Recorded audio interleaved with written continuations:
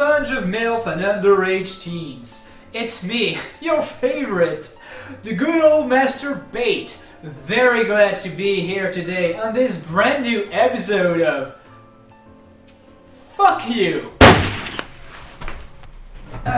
Anyway guys, Benzai here and very glad to finally be back to fuck you guys. Dead Rising 1. Even though I already made a video about it a while ago, it remains an experience that was too much to handle for the majority of gamers out there.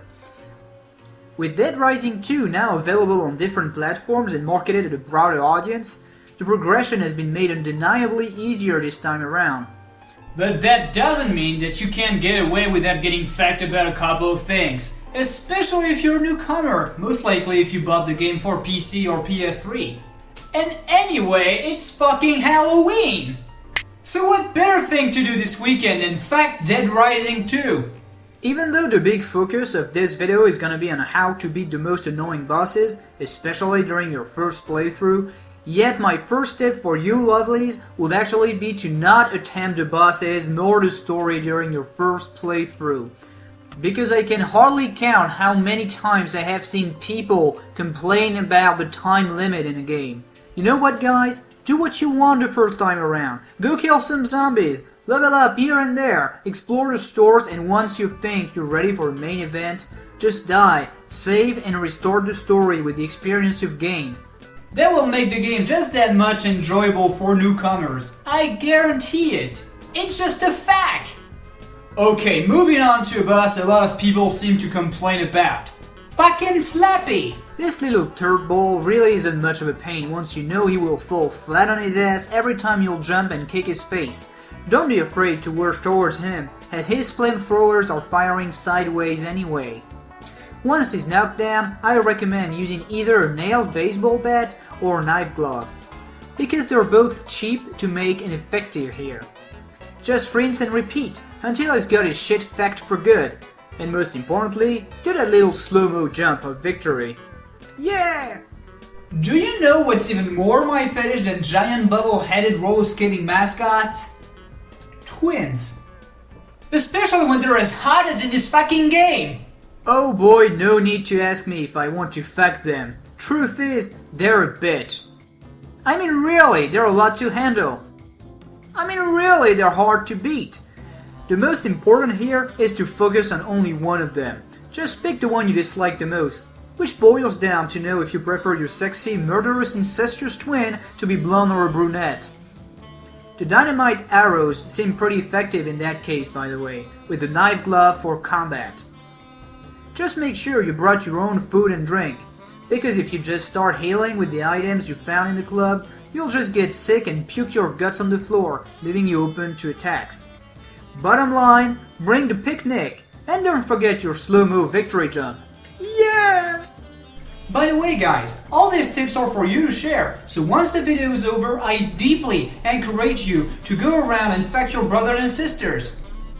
Now let's move on to a handful of bosses I recommend beating using the pedal saw you'll find here. Make sure you remember its location. It's not far away from the sex shop in Silverstream, so that should be enough to remember. Well, before we start wondering how the guy can end up with 2 chainsaws even though he only brought one there, let's see what we can actually do with this gift from the gods. First off, those magician dudes. As quickly as possible, try to get some distance between you and them. My advice would be to wait for them around a corner and hit them as much as you can with the pedal saw, to drain their health dramatically. You'll get hit of course, but you can go behind that mermaid display thing to find a perfectly fine lobster that will refill your health, and off you go for more killing. If you drop the pedal saw constantly, try to finish them off with a defiler or knife gloves. Don't forget each time to do the victory jump, by the way. Oh, that reminds me of a character that was so eager to fuck someone else that he's got crazy. Of course I'm talking about that fat virgin dude with the big phallic chainsaw of his. Again, bring your pedal saw and some orange juice to the party. The key here is just to use your environment. Each time he's rushing towards you, just jump to the other side of that little wooden fence. You might even be able to give him a few hits through the wall, which is pretty much cheating, but hey, he's done it too, so that's fair enough. But you can also wait for him to catch his breath, and then tear him a new one. Gee, that boss can be a real pain in the ass if you don't focus enough, so make sure you double check this video. It's okay, there's no shame in being fact twice. By the way, you thought that virgin dude was a pretty stupid caricature? Well, then you haven't seen the Redneck Snipers. Once again, a boss that's not up to par with the gun-crazy dad and his two kids from the first one. But we're not here to discuss that matter, we're here to fight them hard! Basically, you'll find all you need outside to deal with these guys quickly, so my advice is to take care of them as soon as they show up. Granted, you know where to find them. First, walking out of Royal Flush Plaza, I recommend you go here, and grab yourself some rocket launcher that you'll bring to the roof to meet the first redneck. Bring a defiler just in case, but the rocket launcher should deal the most amount of damage to his mullet.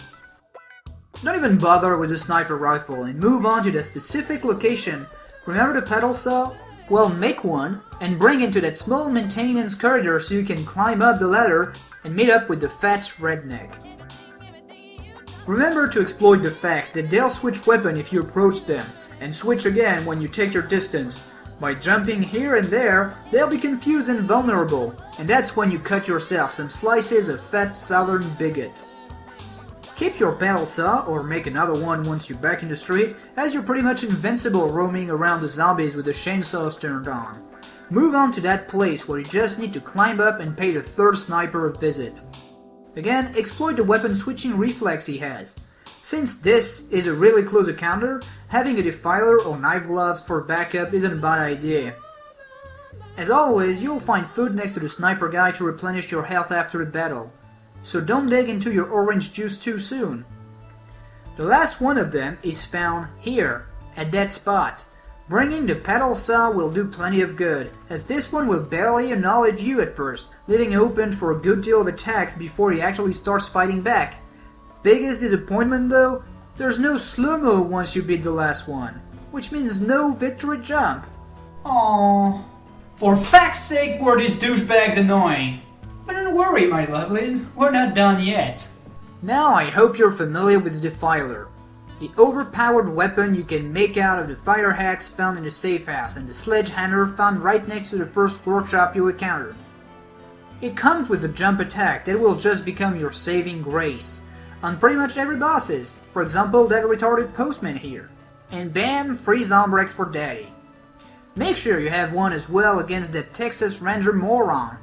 He also won't really know how to react if you just keep on jumping in front of him and then away from him. Each time give him a taste of your Defiler. And he'll eventually die class 84 style, leaving you with the best gun in the entire game. Whew! Holy fuck, that was intense. But you know guys, using tools isn't the only way to have fun in this game. So now let me fuck you with my bare hands. Warning! If you don't want to be spoiled about the last bosses in the game, stop watching the video now! Okay, you still there?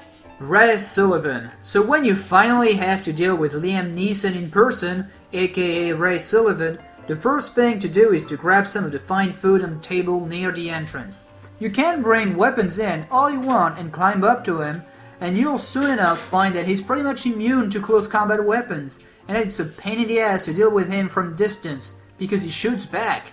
So just keep food in your pocket, climb up to him and use the double kick almost exclusively.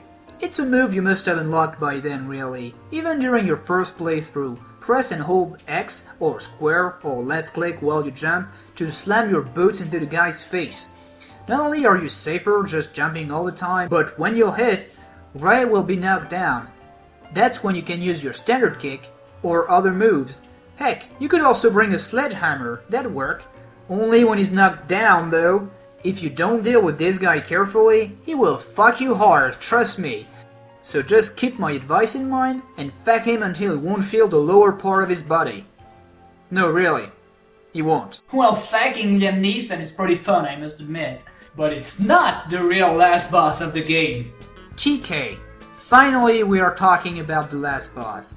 Though frankly, it's not as epic as the last boss from the first Dead Rising, TK is still a pain in your ass. And I'll recommend you basically do the same technique you did with Ray. Let him strike into nowhere and then double kick his face. And then, once he's dizzy, kick him again or use the steel club. But keep your distance because you can't really dodge his attack when he rushes towards you. That's when you'll need to go on the other side of the elevator to be really safe. Sometimes he'll just vanish and leave you alone for a second. That is when you pick the orange juice, the chips, and the club lying there. And then the next time he does that, try to buy yourself some time by saving the girls. But don't do that shit while TK is around, because that cat is mean, and I mean meaner than two fat motherfuckers fighting over pork chops and green. Now can you dig it? Sorry about that. Well, of course I won't spoil the ending for you guys. But gee, that was a pretty long fucking session, don't you think? Man, it's been a while, but I'm all sweaty and exhausted. What the hell?!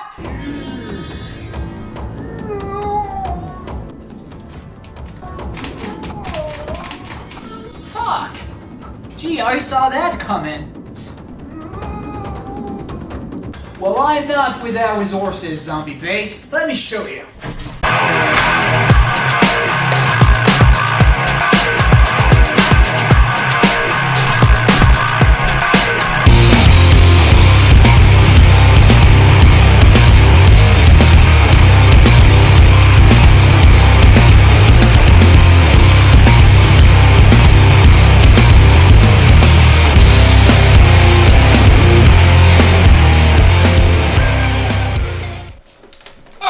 Now check this out!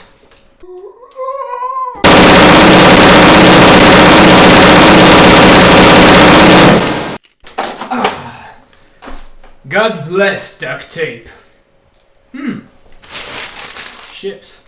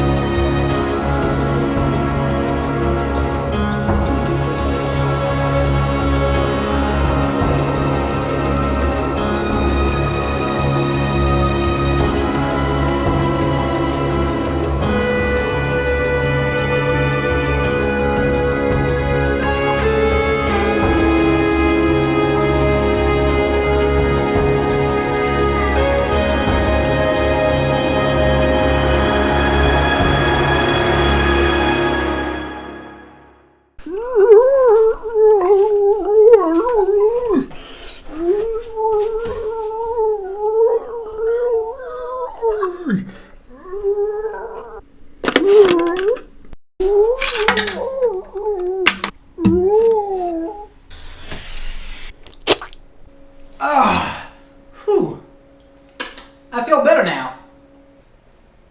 Of course I was not going to kill Bait. I mean, he's got plenty of game fab to do.